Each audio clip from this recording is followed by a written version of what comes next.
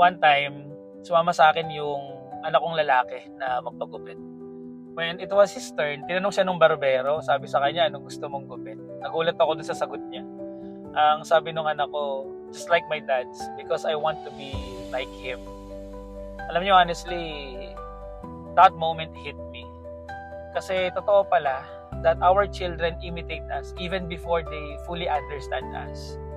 Kaya nung oras na yun, naalala ko yung sinabi ni Apostol Pablo. Sabi ni Paul, imitate me as I imitate Christ. It's a reminder for us na mga magulang na as parents, we're not just raising kids. We are shaping disciples of Jesus Christ. Kaya every time na sinasabi ng mga anak natin na, Mommy, Daddy, I want to be like you. It's a holy reminder to us that we should live lives worth imitating.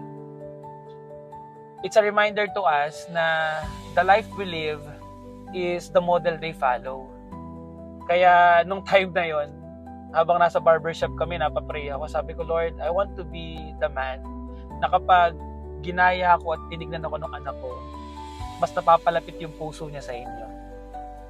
Kasi yun talaga yung goal natin bilang mga magulang. Ang dalhin yung anak natin, mga anak natin sa paanan ng ating Panginoon. Lalo na sa ating mga daddy, sa ating mga nanay. Parenting is not just about providing. It's pointing our children, it's pointing our family to Jesus Christ day by day through our example.